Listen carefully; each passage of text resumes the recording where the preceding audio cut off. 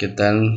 Mucho gusto estar con ustedes. Mi nombre es Eduardo Giovanni Ortiz Zul del área de Psicología y Pedagogía de la Universidad de Occidente, de la sede de Mazatenango. En este caso vamos a hablar sobre el tema del proceso económico.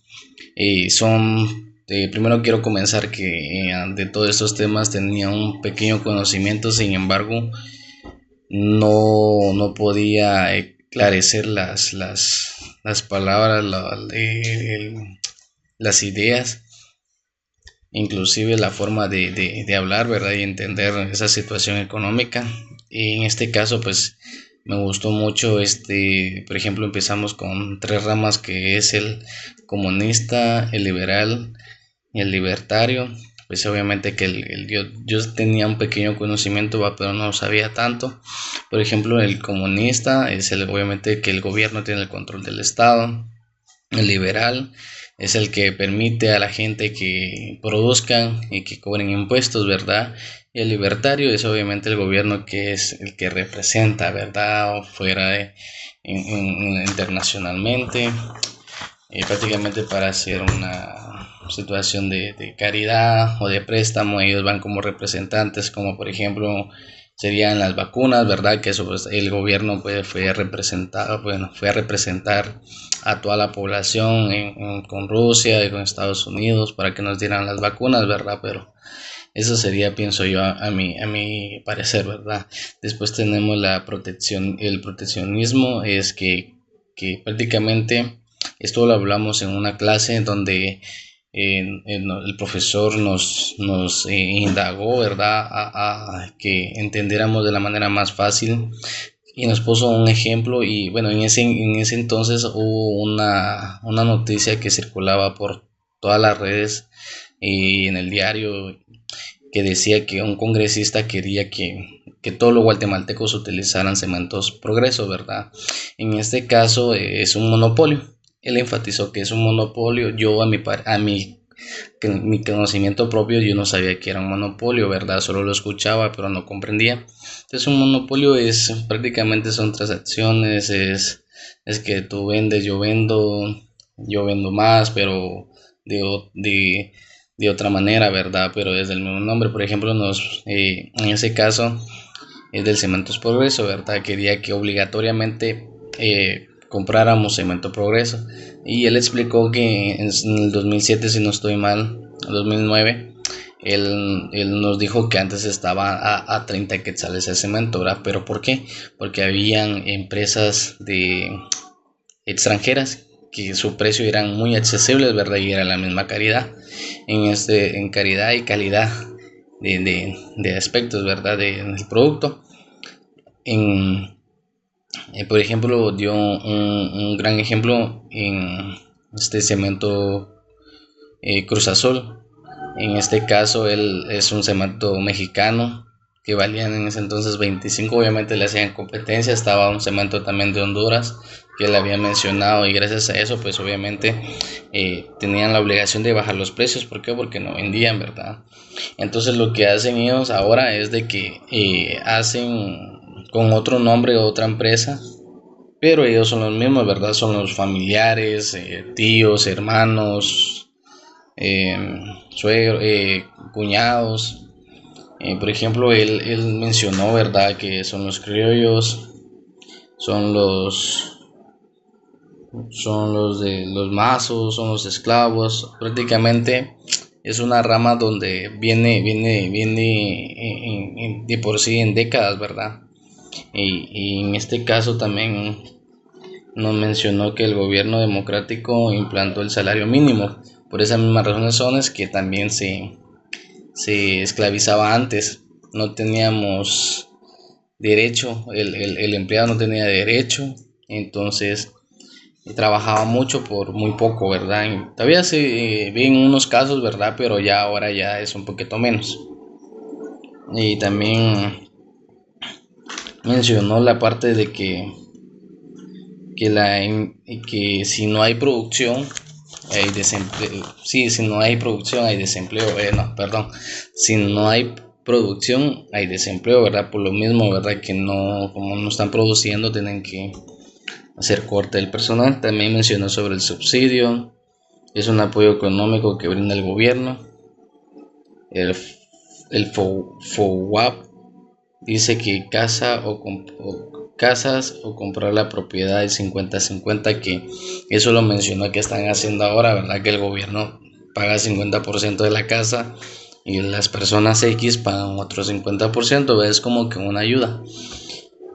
Pero igual es el monopolio porque realmente le cobran mucho interés a uno. También él explicó sobre el colicopolio, que nos dio un ejemplo como la telefonía Claro y Tigo, ¿verdad? Obviamente, que son familiares o puede ser que sea una competencia, pero que ellos se establecieron como dueños únicamente aquí en Guatemala, ¿verdad? Porque si no estoy mal sacaron hasta Movistar, Telcel y había otras empresas más, ¿verdad? Y también está en monosopío, que eso también es que el gobierno o el estado es el comprador, ¿verdad? Y que tiene el control de todos los precios. Por ejemplo, el de las vacunas, por ejemplo, el de los microbuses, y muchas cosas, ¿verdad? Que el gobierno lastimosamente hoy día no tiene ni control de eso. También mencionó sobre la política monetaria. Yo realmente en todos estos temas tenía un pequeño conocimiento. ¿Por qué? Porque me gusta ver la noticia.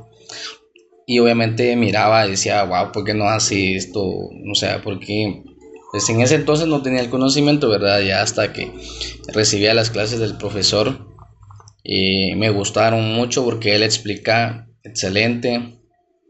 Me gusta su manera de pensar, de analizar y comprender las cosas y lo transmite bien.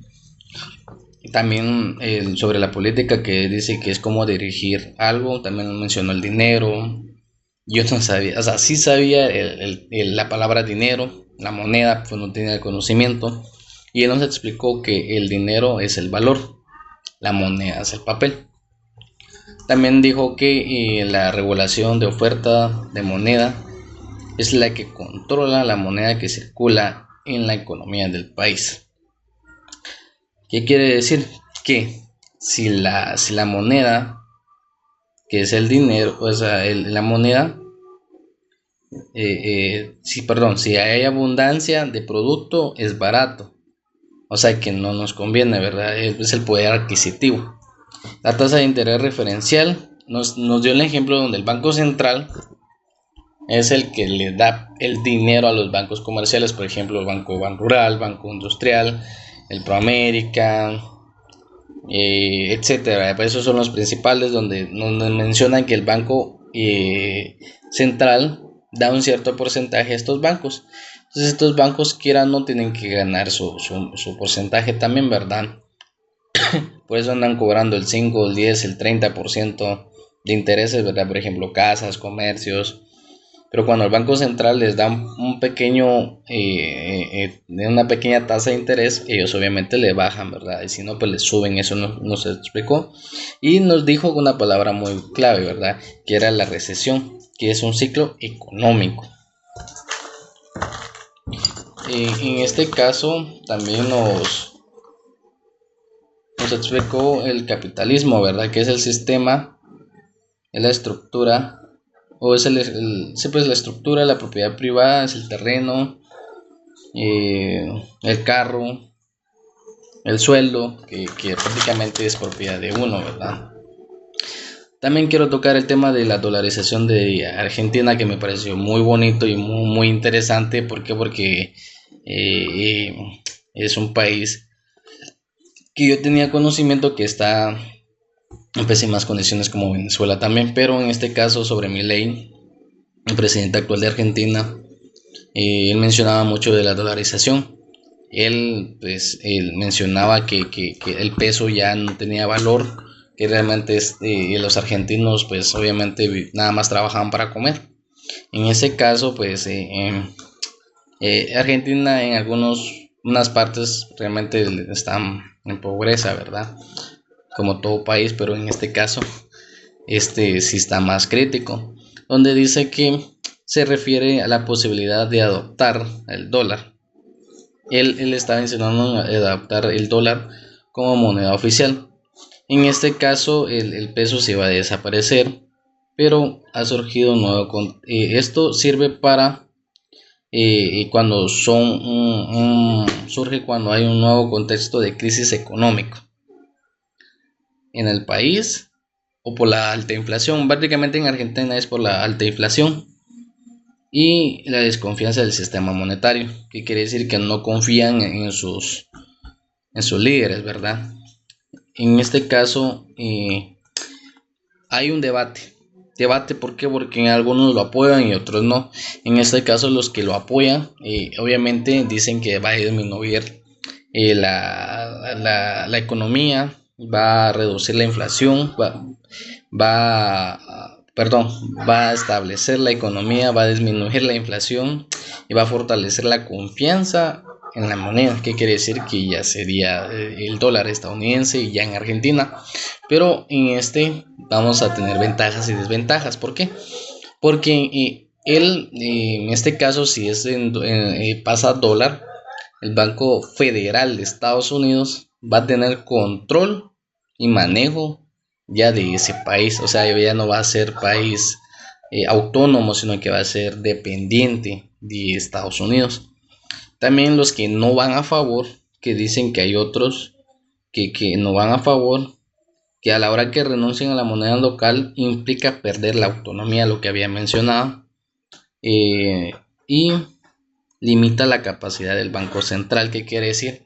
Que el Banco Central, vamos a lo mismo, aquí no puede meterse. ¿Por qué? Porque ya la autoridad pasa, ya son dependientes, ya pasan a Estados Unidos a su conveniencia, ya no es como para ellos, que pueden reducir intereses, pueden manejar las tasas y problemas económicos internos del país, ¿verdad? Que ya prácticamente van a tener que solucionarlos del otro lado. Es una opción debatible, pero tiene sus ventajas y sus desventajas. Y otro tema que deseo tocar también es la intervención gubernamental. Se refiere a las acciones que toma el gobierno para influir en la economía y corregir las fallas del mercado. Esto lo vemos mucho aquí en Guatemala, e incluso nos dieron ejemplos. Esto lo pasamos a exponerlos nuestros compañeros y en mi grupo, compañeros, empezaron a desarrollar el tema. Y en este caso, pues obviamente el gobierno interviene entre escuelas, proyectos, pero en todo caso para desembolsar el dinero tiene que pasar por una fiscalización.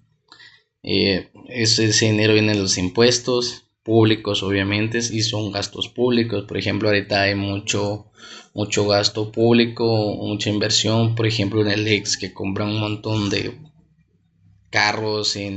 Por ejemplo, ahorita salió en este caso en los diputados que el presidente del Congreso, pues del antes, no me acuerdo cómo se llaman, pero él había querido unos carros Hilux para su personal y su persona, obviamente, para ir de un lado a otro, ¿verdad?